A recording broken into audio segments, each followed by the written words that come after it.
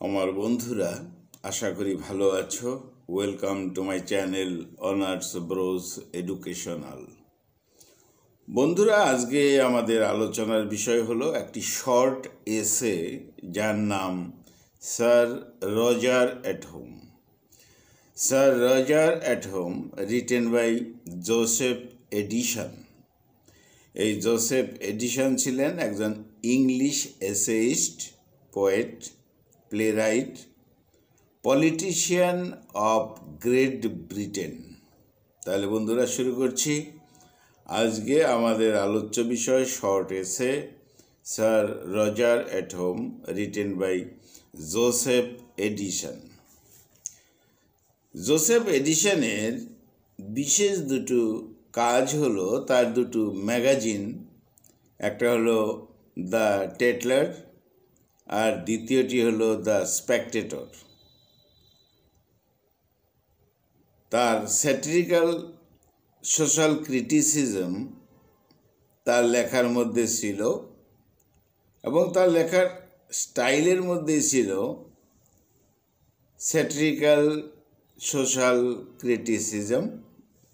আর তার লেখার যে স্টাইল ছিল তাকে বলা হতো মিডল স্টাইল। মিডল স্টাইল সেই বিষয়েও একটা আলাদা করে ভিডিও আসবে। এখন আপাতত আমরা জেনে নিচ্ছি জোসেফ এডিসনের রাইটিং যে স্টাইলটা তার নাম হলো মিডল স্টাইল। আর জোসেফ এডিসনের এই যে স্যার রজার অ্যাট হোম এই এসে, এটা প্রথম প্রকাশিত হয়েছিল তার যে ম্যাগাজিন দ্য স্পেকটেটর সেখানে, এবং প্রকাশকাল ছিল 1711। আর এই এসেটি তার নম্বর ছিল 106, পাবলিকেশন নম্বর 106। জোসেফ এডিসনের বিশেষ লেখা তার নাম হলো দ্য ড্রামা ক্যাটো।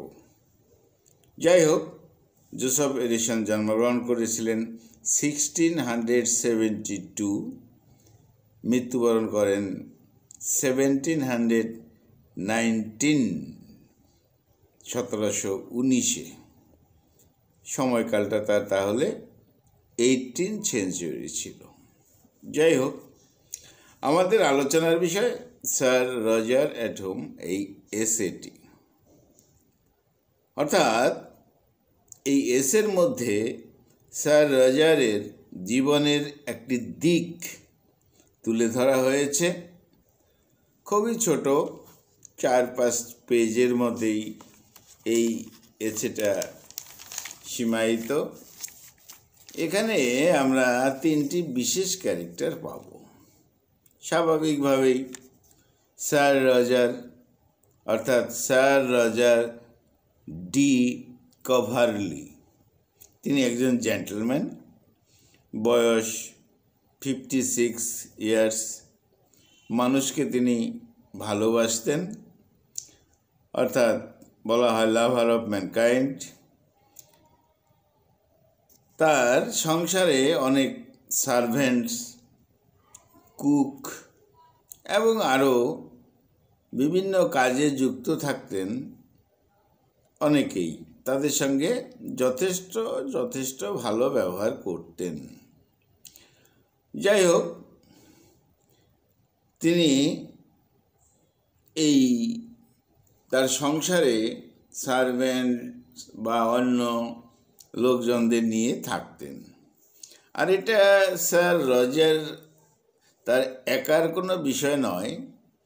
18th সেঞ্চুরি ইংল্যান্ডে দেখা গেছে যে প্রায় যাদের সামর্থ্য ছিল তাদের প্রত্যেক বাড়িতেই 15-20 জন করে সার্ভেন্টস, 10-12-15 জন করে কুকস এবং আরও অনেককে নিয়ে এই 18th সেঞ্চুরির ইংল্যান্ডে এরকম একটা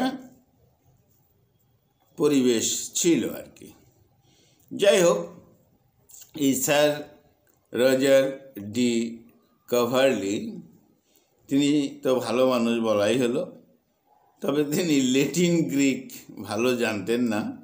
যাই হোক, তার কান্ট্রি হাউস ছিল, গ্রামীণ যে বাড়ি সেখানে তিনি থাকতেন। তাছাড়াও শহরেও তার বাড়ি ছিল। এই হলো স্যার রজার ডি কভারলি, যাকে আমরা বলবো স্যার রজার। পরবর্তী ক্যারেক্টার ন্যারেটর। তাহলে ন্যারেটর এই স্যার রজারের বন্ধু, অর্থাৎ আমাদের যে এসেইস্ট জোসেফ এডিসন, তিনিই হলো ন্যারেটর, তিনি হলো স্যার রজারের বন্ধু। এবার এই ন্যারেটর অর্থাৎ স্যার জোসেফকে প্রায়ই ইনভাইট করা হতো তার বাড়িতে, ওই কান্ট্রি হাউসে কিছুদিন থাকবেন এরকম একটা আমন্ত্রণ জানানো হতো। আর এই এসের মধ্যে আমরা দেখতে পাবো যে জোসেফ এডিসন ন্যারেটর অর্থাৎ স্যার রজার ডি কভারলির যে বন্ধু, তিনি এই স্যার রজারের বাড়িতে কি পরিবেশ দেখেছিলেন, কি তার অনুভব হয়েছিল, সেটাই বলা হয়েছে। এবং তার মাধ্যমে আমরা স্যার রজারের ক্যারেক্টার বুঝতে পারি, তখনকার সমসাময়িক পরিবেশ বুঝতে পারি।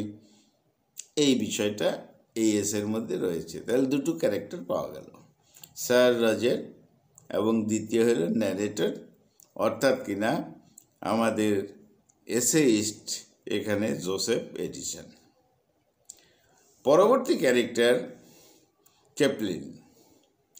এই চ্যাপলিন নাম নয়, চ্যাপলিন টাইটেল, যাই হোক চ্যাপলিন, তিনি একজন যাজক, ধর্মযাজক, পুরোহিত।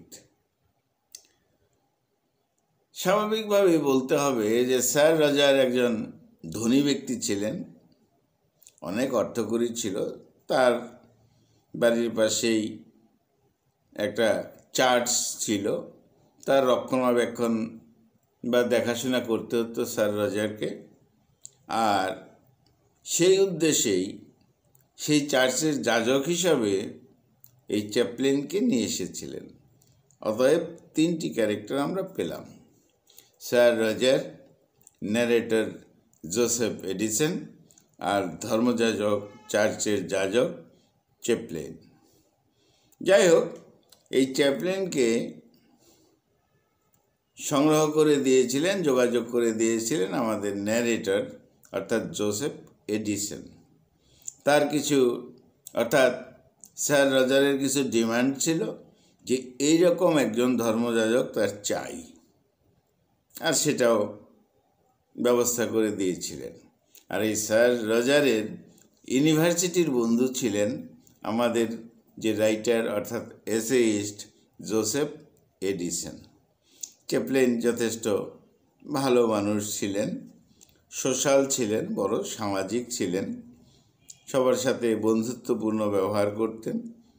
তার কণ্ঠস্বর যথেষ্ট ক্লিয়ার ছিল, সেন্স তার ভালো ছিল, ভালো বক্তা তিনি ছিলেন। আর এই স্যার রজার আর চ্যাপলিন আউটডোরে কিছু খেলাও খেলতেন সময় থাকলে। এইভাবেই ক্যারেক্টারগুলো এখানে রয়েছে। তবে এই চ্যাপলিন 30 বছর ধরে কিন্তু স্যার রজারের বাড়িতেই ছিলেন। তাহলে এখানে তো গল্প কথা নেই যে গল্পের শুরু অর্থাৎ বিগিনিং, মিডল, এন্ডিং, এরকম গল্প কথা নেই। কয়েকটা এপিসোড নিয়ে এই এসেটা রয়েছে। স্যার রজারের ইনভাইটেশন আসতো কার কাছে? তার বন্ধু, ইউনিভার্সিটির বন্ধু ন্যারেটর জোসেফ এডিসনের কাছে। প্রায়ই এরকম ইনভাইটেশন আসতো, অর্থাৎ স্যার রজার ইনভাইট করতেন ন্যারেটরকে, বন্ধুকে। শেষ পর্যন্ত ন্যারেটর প্রায়ই আসতেন। তো এবার এলেন ন্যারেটর স্যার রজারের বাড়িতে। কোথায়? কান্ট্রি হাউসে। কিছুদিন তিনি ছিলেনও, প্রায় 1 মাস। যাই হোক, সেখানেই কিভাবে তিনি এনজয় করেছেন, তার যে এক্সপেরিয়েন্স, তার যে অভিজ্ঞতা, সেটাই কিন্তু এই এসেতে বলা হয়েছে। তাই এটাকে ফুল স্টোরি তো বলা যাবে না, এসে। তাহলে ন্যারেটর আসলেন কোথায়? স্যার রজারের বাড়িতে। ন্যারেটরকে সাংঘাতিকভাবে যত্ন করতেন, কোনো বাধা ছিল না। ন্যারেটরের যা ইচ্ছা তিনি তাই করতে পারতেন। আর একজন হোস্ট হিসাবে স্যার রজার এই গেস্ট ন্যারেটরের প্রতি যথেষ্ট খেয়াল করতেন। অর্থাৎ এটা ছিল তার একটা মানবিক দিক। কেউ যেন বন্ধু ন্যারেটরকে ডিস্টার্ব না করে, সেই জন্য মানে প্রতি মুহূর্তে লক্ষ্য রাখতেন এই স্যার রজার। এবং কোনো কোনো সময় মনে হতো যে স্যার রজার অতিরঞ্জিত করছেন, এতটা না করলেও চলতো। যাই হোক, স্যার রজারের বাড়িতে তো অনেক সার্ভেন্ট ছিল।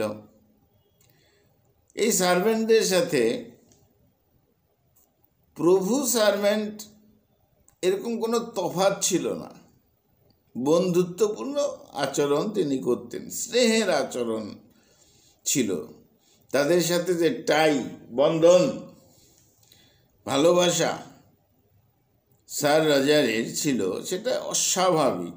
তাতে প্রমাণ করে তিনি একজন খুব ভালো মানুষ ছিলেন স্যার রজার। অর্থাৎ রিয়েল হিউম্যান বিং, প্রকৃতই ভালো মানুষ, আর তার জন্যই রিয়েল হিউম্যান বন্ডেজ এদের সঙ্গে ছিল। অর্থাৎ গুড রিলেশনশিপ ছিল। যারা স্যার রজারের বাড়িতে কাজ করত যেন তারা ফ্যামিলি মেম্বার, এটাই বিষয়। যাই হোক, প্রায়ই দেখা যেত স্যার রজার তাদের হেলথ সম্পর্কে জিজ্ঞেস করছে, তাদের মন কেমন আছে, মেন্টালিটি কেমন রয়েছে, তাদের কোনো মনের মধ্যে এংজাইটি আছে কিনা, উদ্বিগ্নতা দুশ্চিন্তা আছে কিনা, সব জিজ্ঞেস করতো সময়ে সময়ে। অর্থাৎ স্যার রজার কখনোই তাদেরকে সো কল্ড সার্ভেন্ট হিসাবে ভাবতেন না। আর এই স্যার রজারের দুইটা পোষা জন্তু ছিল, একটা হলো ওল্ড ডগ আর একটা হলো ওল্ড হর্স। ওল্ড হর্সটা একদম ইউজলেস হয়ে গেছে, কাজে লাগে না, কিন্তু sir Roger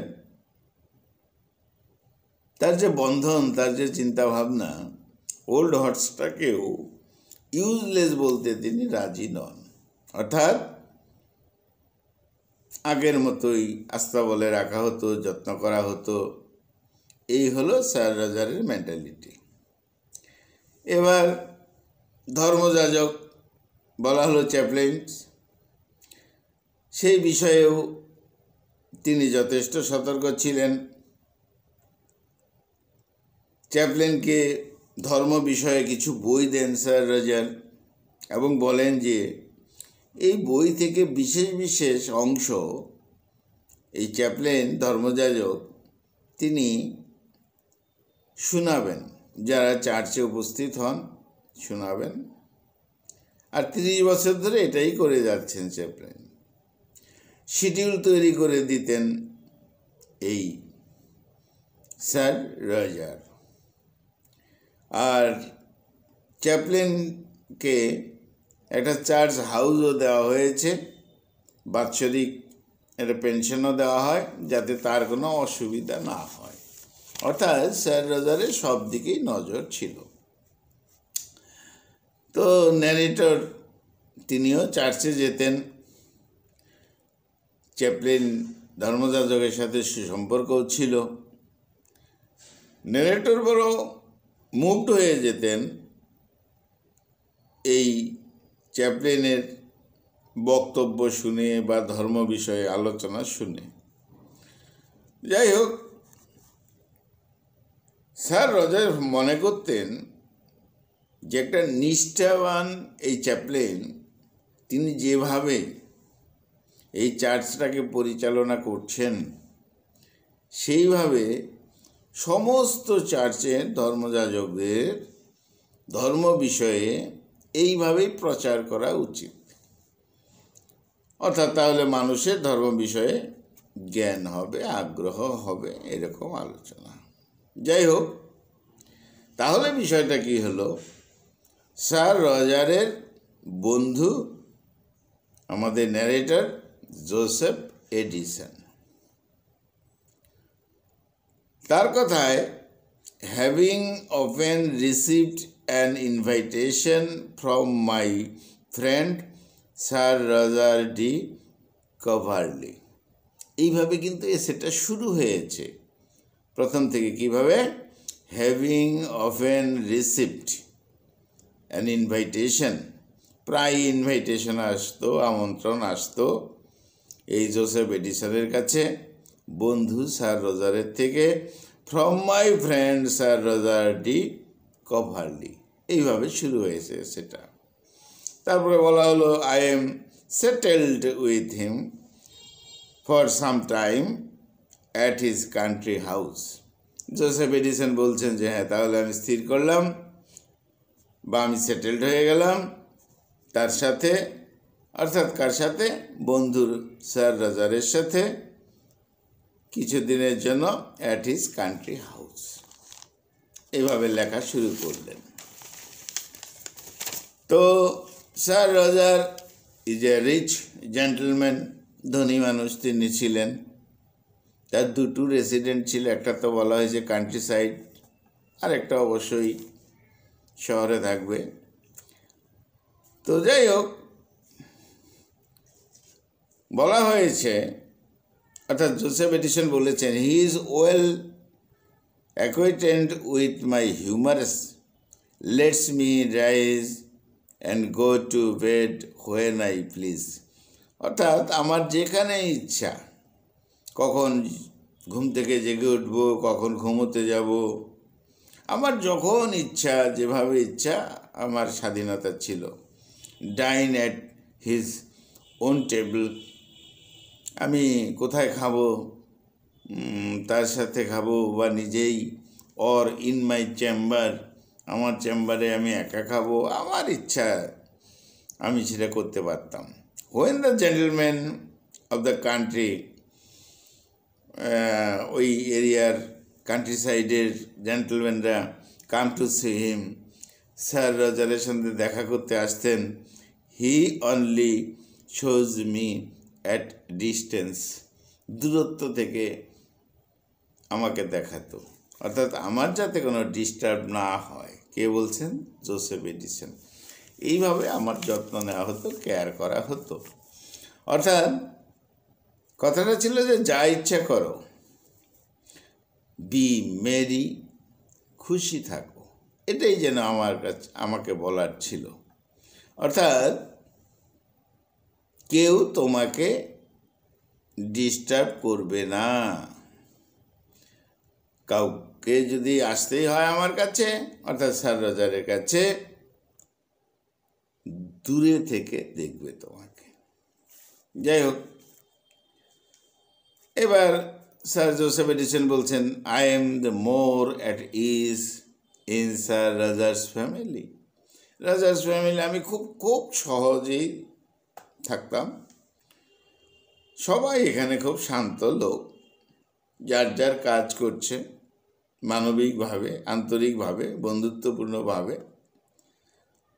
sir Roger with a mixture of the father and the master, এই যে সার্ভেন্টদের সাথে এমন ব্যবহার করতেন স্যার রজার, তাতে মনে হতো উইথ এ মিক্সচার, ক্যারেক্টারিস্টিকটা এরকম, with a mixture of the father, একটা পিতৃত্ব সুলভ ব্যাপার স্যার রজারের ছিল, আবার মাস্টার অফ দ্য ফ্যামিলি, ওই ফ্যামিলির তো তিনি প্রধান।